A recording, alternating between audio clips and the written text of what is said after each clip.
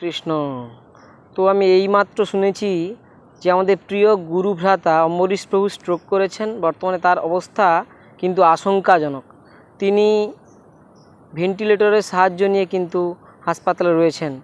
তো আপনাদেরকে সবাইকে বলছি যে আপনারা বাড়িতে সবাই অম্বরীশ প্রভুর জন্য নৃসিংহদেবের উদ্দেশ্যে প্রার্থনা করুন। ভগবানের কাছে বেশি বেশি হরিনাম জপ করুন। ভগবানের উদ্দেশ্যে তুলসীপত্র অর্পণ করুন, ভগবানের চরণে পুষ্প অর্পণ করুন, নৃসিংহদেবের বিশেষ পূজা করুন, যজ্ঞও করতে পারেন অম্বরীশ প্রভুর পক্ষ থেকে।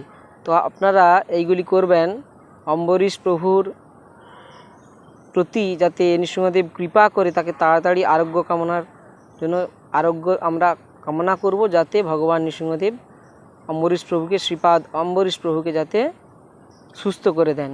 কারণ শ্রীল প্রভুপাদের ইচ্ছা অনুসারে তিনি মায়াপুরের যে বৃহৎ মন্দিরটি নির্মাণ হচ্ছে, অর্থাৎ বৈদিক প্ল্যানেটোরিয়াম বা বৈদিক তারামণ্ডলের যে প্রদর্শন, অর্থাৎ এইটি যে উদ্বোধন হবে, সেই উদ্বোধনই কিন্তু অম্বরীশ প্রভু দেখতে চান এবং শ্রীল প্রভুপাদের নির্দেশ অনুসারেই তিনি কিন্তু উদ্বোধন করাতে চান।